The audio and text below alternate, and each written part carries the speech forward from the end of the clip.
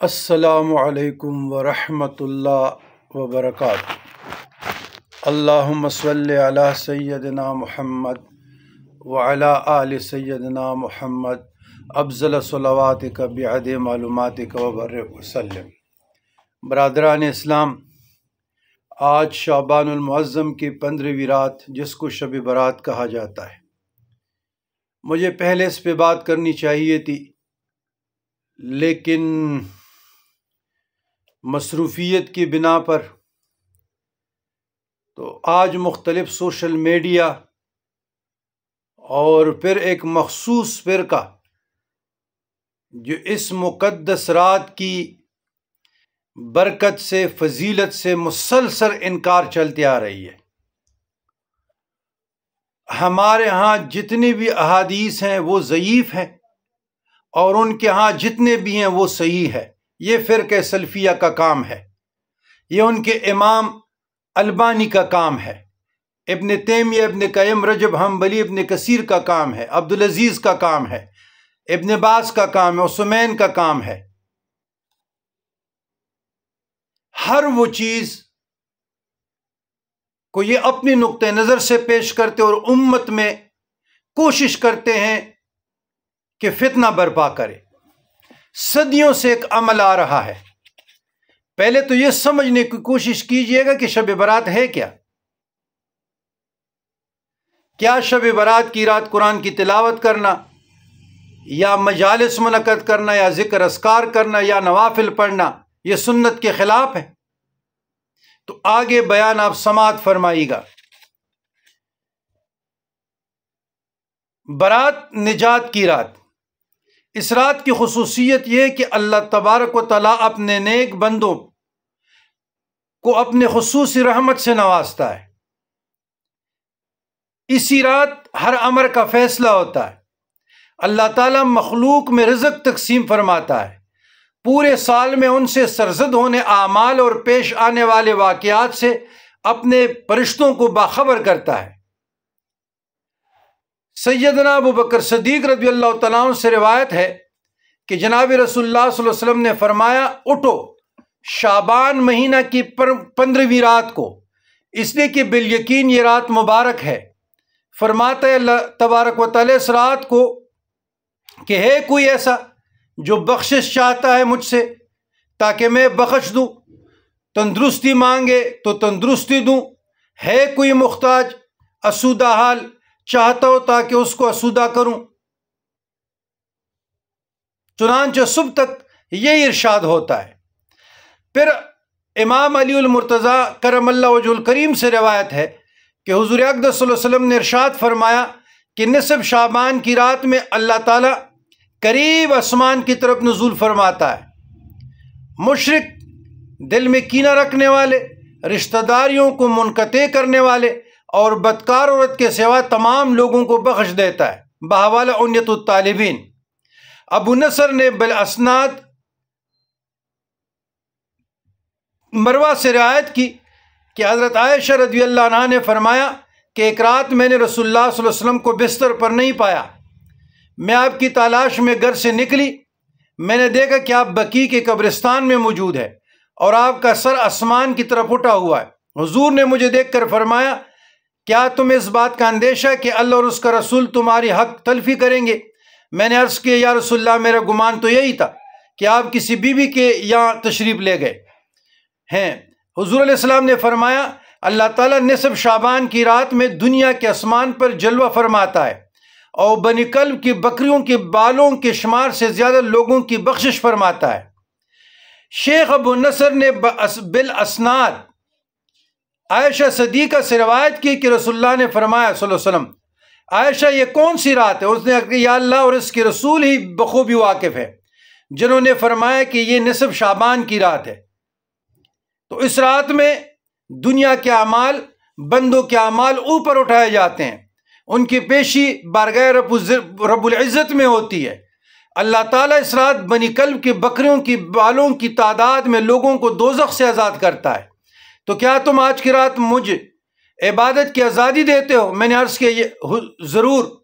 پھر آپ نے نماز پڑھی، قیام میں تخفیف کی، سورۃ فاتحہ ایک چھوٹی سورت پڑھی، پھر آدھی رات تک آپ سجدے میں رہے، پھر کھڑے ہو کر دوسری رکعت پڑھی، پھر پہلی رکعت کی طرح اس میں قرات فرمائی، چھوٹی سورت پڑھی، پھر آپ سجدے میں چلے گئے۔ یہ سجدہ فجر تک رہا۔ میں دیکھتی رہی، مجھے یہ اندیشہ ہو گیا کہ اللہ تبارک و تعالیٰ نے رسول اللہ کی روح مبارک قبض فرما لی ہے۔ پھر جب میرا انتظار طویل ہوا، بہت دیر ہو گئی، تو میں آپ کے قریب پہنچی اور میں نے حضور کی تلوؤں کو چھوا تو حضور نے حرکت فرمائی۔ میں نے خود سنا کہ حضور سجدے کی حالت میں یہ الفاظ ادا فرما رہے تھے: اعوذ بعفوک من عقوبتک واعوذ برحمتک من نعمتک واعوذ برضواک من سخطک واعوذ بک منک جل ثناؤک لا احصی ثناء علیک انت کما اثنیت علی نفسک۔ صبح کو میں نے عرض کیا کہ آپ سجدے میں ایسے کلمات ادا فرما رہے تھے کہ ویسے کلمات میں نے آپ کو کہتے کبھی نہیں سنا۔ حضور نے فرمایا، دریافت فرمایا، کیا تم نے یاد کر لی ہے؟ میں نے عرض کی جی ہاں۔ آپ نے فرمایا خود بھی یاد کر لو اور دوسروں کو بھی سکھاؤ، کیوں جبرائیل علیہ السلام نے مجھے سجدے میں ان کلمات کو ادا کرنے کا حکم دیا تھا۔ اب آتے نوافل شب برات کی۔ شب برات جو نماز سلب سے منقول ہے اور وارد ہے، اس میں 100 رکعتیں ہیں، 1000 مرتبہ سورۃ اخلاص کے ساتھ، یعنی ہر رکعت میں 10 مرتبہ قل هو اللہ احد پڑھی جائے۔ اس نماز کا نام صلاۃ الخیر ہے۔ اس کے پڑھنے سے برکتیں حاصل ہوتی ہے۔ سلف صالحین یہ نماز باجماعت پڑھتے تھے۔ اس نماز کی بڑی فضیلت آئی، اس کا ثواب کبیر ہے۔ امام حسن بصری نے فرمایا کہ مجھ سے سرور کائنات صلی اللہ علیہ وسلم کی 30 صحابہ نے بیان کیا کہ اس رات کو جو شخص یہ نماز پڑھتے، اللہ تبارک و تعالیٰ اس کی طرف 70 بار دیکھتا ہے اور ہر بار کے دیکھنے میں اس کی 70 حاجتیں پوری کرتی ہے، جن میں سب سے ادنا حاجت اس کے گناہوں کی مغفرت ہے۔ مستحب ہے کہ اس نماز صلاۃ الخیر کو ان 14 راتوں میں بھی پڑھے، جن میں عبادت کرنا، شب بیداری کرنا مستحب ہے۔ تو ان راتوں کا ذکر ماہ رجب کے فضائل میں بھی بیان ہو چکا ہے، تاکہ نماز پڑھنے والے کو عزت، ثواب اور فضیلت حاصل ہو۔ اب یہ جو صلاۃ الخیر ہے، تو یاد رکھیے گا یہ نماز سلف صالحین سے مروی ہے۔ ہم کب کہتے ہیں کہ یہ ھذا حدیث حسن صحیح، ھذا حدیث غریب حسن، ھذا حدیث متواتر؟ ہم نے کب کہا کہ ھذا حدیث مرفوع؟ ہم تو کہتے ہیں کہ ہم تعلیمات صوفیہ سے آراستہ ہے اور کچھ چیزیں سینہ بسینہ سند رکھتی ہے، تو سینہ بسینہ سلف صالحین سے یہ نماز و جماعت بھی صلاۃ الخیر ثابت ہے اور سالوں سے ثابت ہے۔ تو اس میں کون سی بدعت ہے؟ نماز میں کون سی بدعت ہے؟ اچھا، اس شب میں قرآن مجید کی تلاوت، درود شریف کی کثرت، استغفار کی کثرت، صلاۃ تسبیح، دیگر نوافل کے علاوہ جس کو قیام اللیل آپ صلاۃ تہجد بھی کہتے ہیں، آپ پڑھیں۔ 8 رکعت آپ صلاۃ تہجد پڑھیں۔ ہر رکعت میں سورۃ فاتحہ کے بعد ایک بار سورہ قدر پڑھیں، انا انزلناہ، پھر اس کے بعد 25 بار سورۃ اخلاص پڑھیں، اور 15ویں تاریخ کو روزہ رکھیں۔ جو لوگ کہتے ہیں کہ جی 15 تاریخ کو روزہ بدعت ہے اور حدیث سے ثابت نہیں ہے، تو یہ ایام بیس کے جو روزے 13، 14، 15 یہ حدیث سے ثابت ہے کہ نہیں ہے؟ یہ سوموار اور جمعرات کا روزہ ثابت ہے کہ نہیں ہے؟ شعبان کے پے در پے روزے ثابت ہے کہ نہیں ہے؟ تو اس مہینے میں شعبان المعظم میں فضیلت یہ ہے کہ حضور اور صحابہ کثرت سے روزے رکھتے تھے۔ کوئی بھی دن آپ رکھیں، اس میں کون سی حرج ہے؟ ایک شخص نے، میں نے دیکھا سوات سے ایک سلفی ہے، اس نے ابو داؤد نکالی اور لوگوں کو گمراہ کرنے کے لیے کوئی حدیث کوٹ کی کہ 15ویں تاریخ کو روزہ رکھنا جو ہے یہ سنت کے خلاف ہے اور بدعت ہے۔ ابھی ایسے لوگ جو سادہ لوگوں کے عقیدوں سے کلواڑ کر رہے ہیں، بینس کی قربانی پر ان کو اعتراض، 20 رکعت تراویح پر ان کو اعتراض، طلاق ثلاثہ پر ان کو اعتراض، تقلید پر ان کو اعتراض، صلاۃ و سلام پر ان کو اعتراض، ایصال ثواب پر ان کو اعتراض، تصوف پر ان کو اعتراض، وسیلے پر ان کو اعتراض۔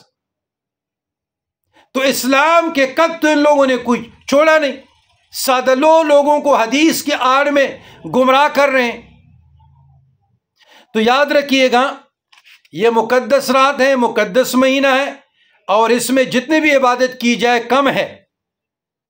اللہ عز و جل اپنے حبیب پاک کے صدقے تمام مسلمانوں کو خلوص کے ساتھ نیک عمل کی توفیق عطا فرمائے، اور نماز مغرب کے بعد جو صوفیاء کا روٹین ہے وہی روٹینز کے ساتھ وہ 6 رکعت صلاۃ الخیر، صلاۃ اوابین پڑھتے ہیں، 2 رکعت کر، اس کے بعد سورہ یاسین 3 مرتبہ پڑھتے ہیں، پھر اس کے بعد سورہ دخان پڑھتے ہیں، سورہ ملک پڑھتے ہیں، سورہ واقعہ پڑھتے ہیں، درود شریف پڑھتے ہیں، استغفار پڑھتے ہیں، اور دعائے یونس آیات کریمہ پڑھتے ہیں، درازی عمر کے لیے پڑھتے ہیں، نیک اعمال کے لیے پڑھتے ہیں، بلائے دفع ہونے کی نیت سے پڑھتے ہیں، مخلوق کا محتاج ہونے کے نیت سے پڑھتے ہیں،